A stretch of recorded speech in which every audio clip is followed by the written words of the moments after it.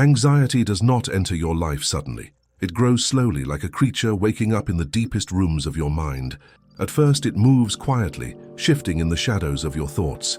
A quick heartbeat here, a tight breath there, a whisper that says, something is wrong, even when nothing is happening. Anxiety begins before you ever notice it, long before the symptoms appear, long before the panic arrives. It begins in the labyrinth inside you. Everyone carries a labyrinth. Most people walk through it without knowing. It is built from your memories, your fears, your unfinished stories, your old wounds, your unspoken doubts. Every turn is a moment from your past. Every corridor is an unresolved feeling. Every dead end is a belief you outgrew but never replaced. And at the center of this labyrinth, something waits, something ancient, powerful, and misunderstood. This is the Minotaur of your psyche, not a monster of violence but a creature of emotion. Not an enemy but a presence shaped by everything you have tried to avoid. Anxiety is not the beast itself. Anxiety is the sound of its footsteps. In cities you can feel this myth unfolding everywhere. People move through urban spaces like travelers lost in invisible mazes, faces tense, shoulders raised, thoughts racing, everyone trying to outrun a feeling they can't fully explain. The city's architecture mirrors this inner world. Long corridors, sharp angles, endless grids of streets that stretch into the night like the walls of a psychological labyrinth. The more you try to escape the feeling, the tighter the maze becomes. You speed up your steps. You distract yourself with noise. You scroll through screens glowing like neon pathways. You keep moving because stopping feels dangerous. But the labyrinth does not shrink when you run. It expands. Anxiety thrives on movement without direction. The more you run, the more power the beast gains. In the old myth, the Minotaur lived deep underground, waiting in darkness.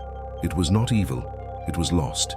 A creature born from rejection, hidden away because no one knew what to do with it. Our modern Minotaur is no different.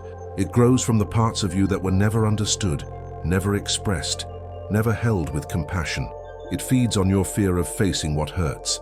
And just like in the myth, the labyrinth was not designed to punish you. It was designed to contain the beast until you are ready to meet it. Most people go years without realizing they are walking in circles. They blame stress, work, deadlines, the city, other people. They believe their anxiety comes from outside, but the truth is more symbolic. The beast moves when something inside you wants to be seen. Anxiety is a messenger, not an enemy, a signal that the inner architecture of your life needs attention. But because the feeling is intense, the racing heart, the trembling hands, the tightening chest, you assume the goal is to escape. Society encourages this. Breathe, distract yourself, push through, calm down, perform normality. Yet every myth tells the same truth. The labyrinth cannot be conquered through avoidance. You do not escape the Minotaur by running. You transform the Minotaur by meeting it. The beginning of anxiety is not the moment you feel fear. The beginning is the moment you lose connection with yourself, when you forget the thread that leads you through the maze, when you stop listening to the quiet voice inside that says, "This corridor is not yours anymore." In this world, anxiety is not a flaw, it is a guide, a call from the deepest parts of your psyche, a sign that something inside you is asking for presence, not escape. And this is where the myth of the labyrinth begins to shift, because the real journey is not about defeating the beast. It is about understanding why the beast was born in the first place. Anxiety becomes stronger when you don't understand where it comes from. It feels like an attack, but it behaves like a message, a warning from a deeper part of your psyche that something inside the labyrinth has begun to move. At first, the signs seem small, a tight breath in a conversation, a sudden spike of worry while walking through a quiet street, a restless energy you can't shake even when nothing is happening. These are not random sensations. These are footsteps in the dark corridors of your mind. And like any creature in the shadows, anxiety grows louder when ignored. People often describe anxiety as an enemy, but enemies have intentions. Anxiety has only instinct. It reacts to the corners of your inner world where fear was never resolved. It responds to memories you thought you outgrew. It echoes the emotional patterns you learned in childhood.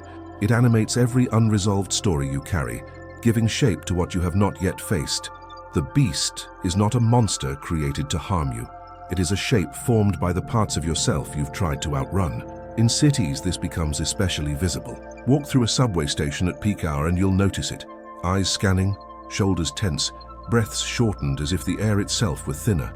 The modern world is a labyrinth made of noise, deadlines, screens, and speed. Even the architecture feels symbolic.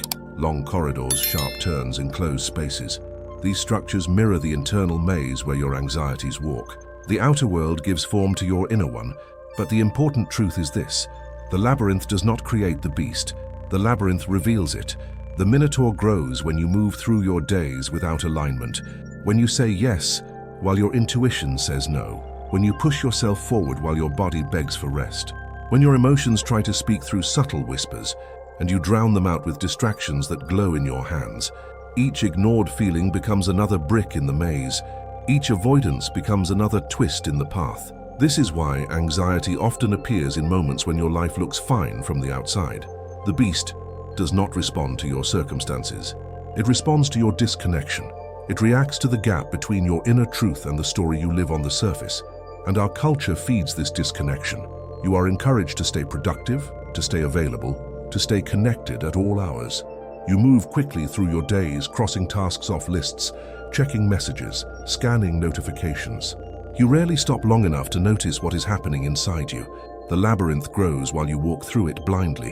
When anxiety rises, your instinct is to escape, to run faster, to stay ahead of the feeling, to avoid the room, the conversation, the choice, the silence. But escape strengthens the beast, because the Minotaur lives in the paths you refuse to walk. Every avoided emotion becomes another place it can hide. This is why the symptoms of anxiety feel so physical. The racing heart, the trembling hands, the tightening of the chest, the dizziness, the sense that something terrible is about to happen. Your body is trying to communicate what your mind has buried. Anxiety is the body speaking on behalf of the truth you're not ready to face. You might think that anxiety means something is wrong with you, but in mythic terms, anxiety means something inside you is unfinished. Something wants your attention. Something wants to be understood. The beast moves not to frighten you, but to guide you toward the center of the labyrinth, the place where healing begins. The more you resist the path, the more lost you feel. The more you follow the feeling inward, the more meaning you find. This is the paradox of the inner labyrinth. The way out is always through. The place you fear most holds the key you've been missing. The beast you run from knows the path you cannot see. Anxiety appears so you stop living on the surface, so you return to yourself, so you finally turn toward the deeper truth waiting in the dark. There comes a moment in every labyrinth when you realize you are not lost. You are avoiding the path that leads inward. Anxiety intensifies here, not because the world becomes more dangerous, but because you are approaching the part of yourself you've spent years trying not to feel. The closer you get to the center, the louder the footsteps of the beast become. Not because it is hunting you, but because you are finally walking toward it. This is the paradox of anxiety. The fear rises not when you are in danger, but when you are getting close to the truth. The labyrinth inside you reacts to honesty the way a city reacts to a sudden power outage, silently, dramatically, revealing what was always there beneath the lights. You begin noticing emotions you once pushed aside, a sadness you never grieved, a fear you never named, a memory you never wanted to revisit. These emotions form walls, corridors, thresholds. They are not obstacles, they are architecture. The Minotaur at the center is made of these emotions, shaped by all the times you felt overwhelmed, abandoned, ashamed, or misunderstood. It is a creature built not from malice but from pain, and like any creature born in darkness, it grows strong when neglected. The more years it spends unseen, the more powerful it becomes, not because it wants to harm you, but because anything hidden for too long becomes difficult to face. In the modern world, anxiety often feels like a sudden attack, a moment when your body reacts without reason. But every panic has a lineage. Every spike of fear has a story. Anxiety is a messenger from the depths, rising to warn you that you are carrying something too heavy for the surface-level version of your life. Cities mirror this truth. You walk through streets surrounded by noise, motion, and flashing signs, yet inside something feels still and stuck. You sit in crowded trains, feeling as though your chest is locked in a small room. You stand among thousands of people, yet feel as if you are alone in a maze. The external world moves too fast, while the internal world waits for you to slow down and listen. As you move deeper into your labyrinth, symptoms intensify, not because you are failing, but because you are approaching the center. Your body shakes because it remembers something your mind has forgotten. Your breath tightens because you are entering a corridor filled with emotions that have never been expressed. Your thoughts race because you are getting close to a truth your psyche has been trying to communicate. This is not collapse, this is threshold. In mythology, Theseus could not defeat the Minotaur until he entered the darkest part of the labyrinth, the place where he could no longer rely on instinct or vision. The walls closed in, the air grew heavy, the distance between him and the creature narrowed with every step, but he kept going, guided not by the promise of victory, but by the thread he carried. The thread is what saves you. The thread is the part of you that refuses to abandon yourself. For some, the thread is breath, the slow reminder that you are still here. For others, it is truth, the willingness to acknowledge a feeling you've denied. For many, it is compassion, the radical act of not judging yourself for your fear. Anxiety becomes overwhelming when you forget the thread and start believing that the labyrinth is infinite, but it isn't. Every maze has a center. Every center has a truth. Every truth has the power to transform the beast. You begin to realize that the Minotaur is not chasing you. It is calling you to look at something you avoided, calling you to acknowledge a pain that shaped you, calling you to reclaim the parts of yourself that never had a voice. The closer you move toward the center, the more the fear changes. It becomes sharper, clearer, almost informative. It is no longer a scream, but a signal. It tells you where to walk. It tells you what still needs healing. It tells you how to navigate the inner architecture that once felt impossible to understand. And then, at a certain point, you realize something profound. The beast is not the threat, the avoidance is. This is the moment the myth begins to shift, the moment anxiety stops being a monster and becomes a map. At some point in every inner journey, something shifts. You stop running, not because you feel safe, but because you finally understand that running has never changed the shape of the labyrinth. It has only made the walls feel closer. Fear begins to feel different, not like a threat, but like a direction. Anxiety becomes less like a wave crashing over you and more like a signal rising from somewhere deep inside the maze. This is the moment you begin moving toward the center with intention. As you walk deeper, the corridors grow darker. The noise of the outer world fades. The city sounds, the screens, the voices that once kept you distracted. Even your thoughts quiet down, replaced by a heavy kind of clarity.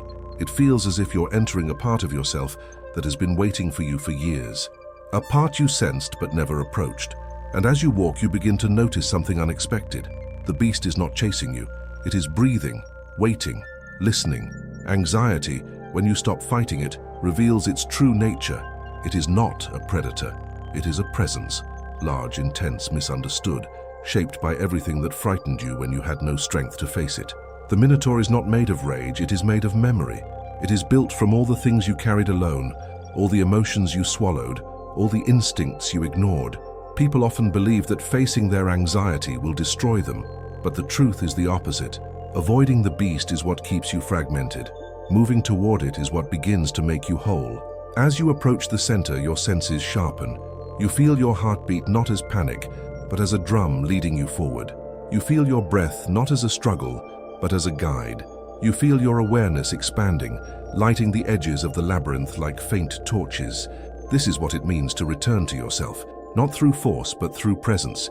The city mirrors this transformation. What once felt overwhelming, the noise, the lights, the constant motion, now feels symbolic. You see people rushing because they fear what might surface if they slow down. You see shadows that used to frighten you now appearing as shapes formed by your own expectations. The outer labyrinth reflects the inner one, but now you are no longer lost in it. You are walking with purpose. And eventually you reach a threshold. It is not a door, not a gate, not a dramatic entrance, just a moment, a stillness, where you know the creature is near. Your instinct may rise again, pulling you to retreat, to turn back, to distract yourself with something easier. But the thread you carry, your breath, your truth, your courage, keeps you grounded. You remember why you are here.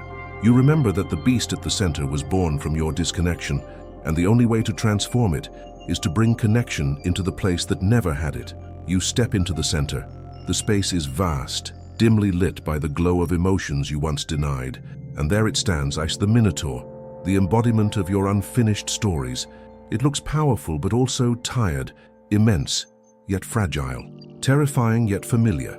You realize that you have seen this creature before, not in nightmares but in moments when you felt overwhelmed, small, or misunderstood. Every time you turned away, it grew another layer of armor. You stand before it now, and something remarkable happens. The beast does not lunge, it does not roar, it does not attack. It simply meets your gaze. And in that moment, you understand the truth the myth has been teaching all along. The Minotaur was never your enemy. It was your messenger, your neglected voice, your unprocessed pain, your fear asking to be held. Anxiety is not the monster at the center of your labyrinth. Anxiety is the path leading you there. You cannot kill the beast because the beast is part of you.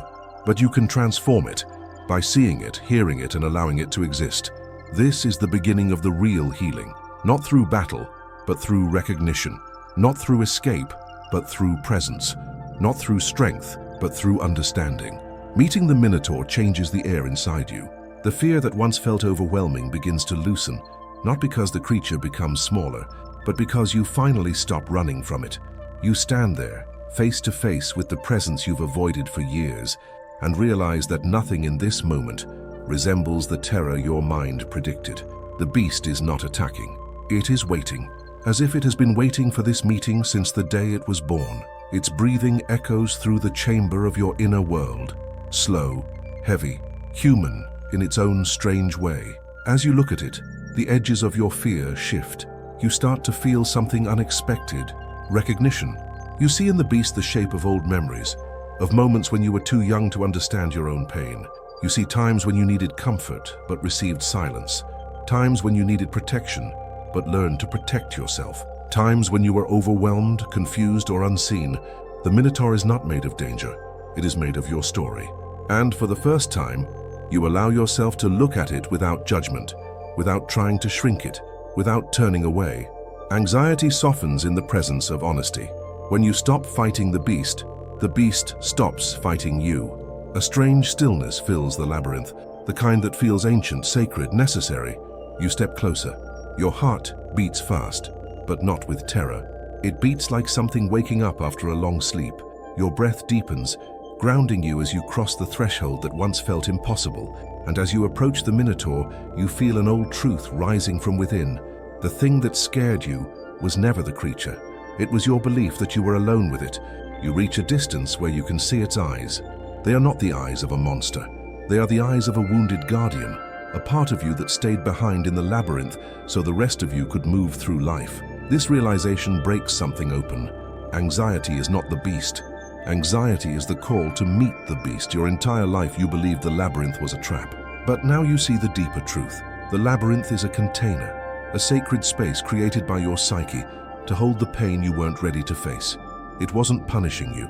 It was protecting the parts of you that needed time. And now, the time has arrived. You reach out, not to touch the creature, but to acknowledge it, to say without words, I see you. I know why you exist.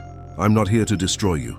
The Minotaur exhales, a long trembling sound that echoes through the chamber like a memory releasing its weight.